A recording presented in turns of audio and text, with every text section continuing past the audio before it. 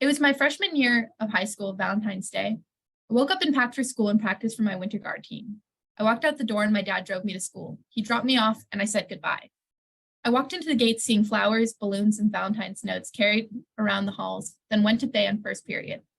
Biology next. We had a fire drill in the second period during a test. As I was changing classes from second to third, I sent a text to my mom saying, "Happy Valentine's Day. I love you, Mom," because she was asleep when I left for school that day. Then lunch was before the last period of the day. I sat next to my friend and met a new classmate, Kara. She seemed familiar, but this was my first time I formally met her. She had a big smile on her face, and my friend Leah asked me if I wanted to walk with them around the courtyard. I passed on their offer. English came last, fourth period with Mrs. Lyons and our student teacher, Miss Rower. We were writing an essay. One time dwindled, and I debated whether or not I was going to go to the bathroom. I thought, well, there's only about 30 minutes of class left. I'll wait till the end of the school day. Suddenly there was a loud bang, almost like someone hitting on metal so hard. One, and then another, and another. Before I knew it, my class ducked under my teacher's desk. We knew what to do in this situation. A code red lockdown drill had been talked about for weeks. The school was adamant on having the teachers show us the protocol for an active shooter drill. They played phone calls from the day of the Sandy Hook shooting to the teachers. Locate the safety zone in an area out of sight from the door. Turn the lights off and silence all devices. If the fire alarm goes off, do not get up. If someone asks to be let in, do not let them in no matter who they are. Wait for the safety code spoken by the principal to know that we were safe. That moment right after we ducked under the desk, I was confused. My heart was pumping and I didn't want to admit what was really happening. I was only halfway covered by the desk and sat in an awkward position. In my mind, I tried to assume that this wasn't real. They told us that there would be blanks in a code red drill. It's just blanks. You'll be fine. I turned off my phone. My family was not able to reach me. My classmate was sobbing and my other peers helped to console her. Some were calling their family members, telling them that they loved them. I had no idea what to do in that situation. Do I act like everything is okay? Do I panic? Do I cry? Should I call my family and tell them I love them? Another student called 911 and repeatedly said, "Stoneman Douglas is getting shot up. Stoneman Douglas is getting shot up." I panicked in the awkwardness of the situation, and when I feel that way, I start laughing out of embarrassment. My friend Ashley and I were giving each other looks the entire time. We both seemed to think that what was happening wasn't actually what it was, right? The strange noises stopped for a bit, and we heard steps down the hall, then a jiggle on our doorknob. Our class lights were on, but our door was locked, luckily. I never processed what happened in that moment until many months later. The shooter tried to get into my classroom. Many minutes paused, and suddenly the fire alarm went off. Nobody moved, but that was not the reality for the rest of the building. The third floor of the freshman building had no idea what had been going on the last couple of moments. Almost all the classrooms on the third floor started to evacuate in fear of a real fire. We had a fire drill that day, so now many thought a real fire must have been taking place. A hallway full of students and teachers caused chaos on the third floor when the shooter opened fire, killing many more. We heard more rounds of shots. They sounded distant, so we all relaxed as much as we could. Those 6 minutes were the longest moments of my life. Agonizing. Later, we heard the sounds of men in the hallway saying to open up. I heard the screams of girls next door, and in that moment, everything that just happened caught up to me. I was panicking, and Ashley looked at me and started sobbing. A couple minutes later, the police banged on our door asking to let them in. My classmates screamed for my teacher to open the door, and she called out saying she would in a shaky tone. Before my teacher could open the door, they smashed the glass and came in asking us to put our hands up. They ushered us out of the classroom. The hall was filled with smoke, covered in glass and gunpowder. Putrid smell of sulfur filled my senses. We walked single file down the hall.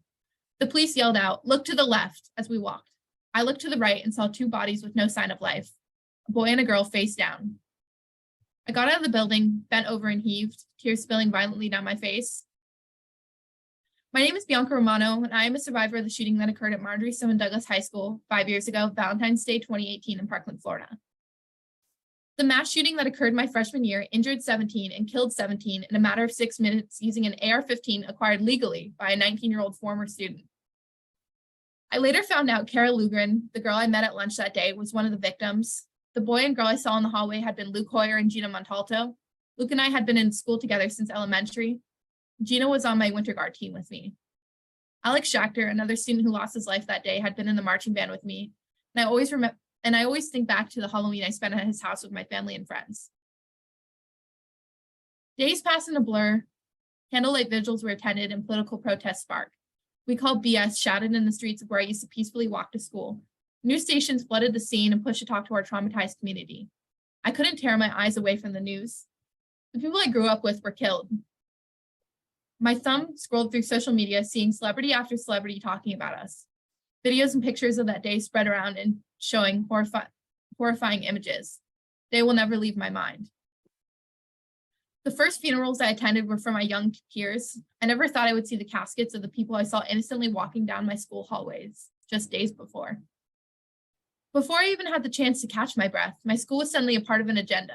The Parkland survivors stood up and marched to the Capitol, pleading for change in legislation. Eventually, the media and the political outrage quieted down a bit.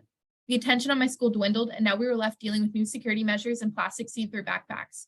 We had hashtag MSC Strong slapped on our backs and the pressure of the entire world watching us go back to school. We felt like we were left to wipe our tears and lead a new political movement when days prior we had just witnessed our community crumble. No teacher was prepared to suddenly go back and teach high schoolers who just witnessed terrifying things, not even mentioning how traumatized the teachers were themselves. Every day, someone around me was set off by triggers. I felt guilty when I had a good day and saw others suffering. I was enraged when teachers would come in with a big smile and acted like nothing had happened. And then I also got upset when teachers brought it up and brought me down when I felt like I was managing that particular day. It was a lose-lose. There were no right or wrong ways, and everyone's stage was unique and could turn in a second. My parents asked me if I wanted to change schools or even move out of Parkland. But on one hand, the idea of abandoning my community seemed cowardly, and the thought of being around people with no clue or sensitivity towards my experience sounded lonely and isolating. But then going to school every day and walking past that building, a violent crime scene, and getting triggered by loud noises or screams, going through fire drills and seeing news reporters parked outside my school every few weeks or months made it even harder to move on. The tremendous amount of survivor skill I was experiencing pushed me over the edge. I asked for help from my school and family and was luckily supplied with a therapist soon after. Since then, I've been in and out of therapy for 5 years. I have been treated by 3 different licensed therapists using various techniques, as well as treatment with prescribed medication from my psychiatrist. But some students were still in a sense of freeze, pushing away any thought of it and just focusing on their studies. Others in fight, angry and emotional, arguing with administration. The few that were in flight left the school. Some of them flourished outside of the environment of Douglas, and others felt misunderstood by their new schools.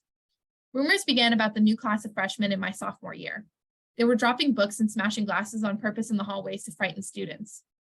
A boy in my world history class that year was then arrested by the FBI for threatening to bomb a military base.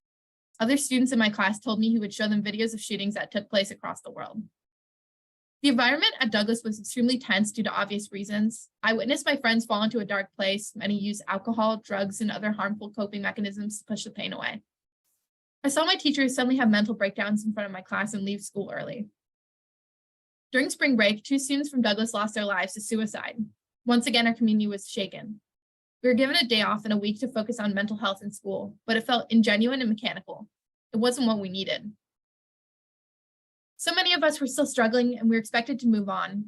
People across the world, along with teachers and staff at our school, told us to get over it. I knew I had to fight against the stigma around mental health. I'm a firm believer in mental health treatment, not only for survivors with PTSD, but for the average person. I hope with the destigmatization of mental health, we can help to consolidate a plan to end gun violence on a global scale, as mental health is one cause of gun violence. Not only must we help those left after a traumatic experience, but also help to stop the next mass shooter by providing proper mental health treatment for all. The shooter from my school, Nick Cruz, was a broken kid. His mother struggled with drug addiction and his father was not present. He showed red flags as a young kid, killing small animals and having hostile behavior. The students at Douglas were afraid of him. He was on the FBI watch list and began acquiring guns. There were so many reasons as to why he should have been stopped before he committed this act of violence, but the system failed us and him frequently. After tragedies like the shooting at Stoneman Douglas, we tend to focus on the families of those killed, which indeed are important, but we forget the ones who survived. Us survivors are scarred in many ways, and the trauma is unlike any other pain. It's as much mental as it is physical. I still struggle day to day with triggers, even 5 days past that day. My parents grapple with secondary PTSD. Now that I am in college, Valentine's Day 2018 is far from the forefront of my mind, but I am still reminded of it. 2 of my friends from Douglas live in my dorm building. Last semester, we had 2 false fire alarms in the middle of the night. My friend was thrown into reminders of that day when the fire alarm went off and panicked. A couple weeks ago, I found out about the suicide of someone I knew personally in middle school. It struck me. Sometimes it's not even the mental triggers that set us off. On a Wednesday night last semester, I was at Frisbee practice. My adrenaline spiked due to how much running I was doing, and suddenly my body began to panic. Despite knowing I was safe, my body was still having a physical reaction to the adrenaline. I had to step off the field and take 5 minutes to calm myself down. Our bodies behave differently due to our trauma. Our brains have been altered physically because of our trauma. Regardless of my bad days, I know I'm a strong and healed person. Witnessing my college peers fall down into their own bouts of depression and anxiety have shown that I put in the work to heal myself. You sometimes cannot wrap your mind around the fact that people want to hurt others in this way, but yet my generation still has to deal with the effects of a broken system, preparing for when it happens to them. Now I'm taking the steps to ensure that people never forget what happened at Stoneman Douglas, Sandy Hook, Saugus, Santa Fe, Virginia Tech, Columbine, Michigan State, and what could be the next.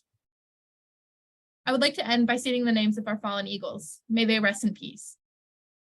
The 17 that passed that day: Alyssa Al-Hadef, 14, Scott Beagle, 35, Martin Duque Anguiano, 14, Nicholas Duaret, 17, Aaron Feiss, 37, Jamie Gutenberg, 14, Chris Hickson, 49, Luke Hoyer, 15, Kara Lugren, 14, Gina Montalto, 14, Joaquin Oliver, 17, Elena Petty, 14, Meadow Pollock, 18, Helena Ramsey, 17, Alex Schachter, 14, Carmen Schentrup, 16, Peter Wang, 15. The 3 who lost their battle to grief: Sydney Aiello, 19, Calvin Desier, 16, Richard Wei Wu, 18. Thank you.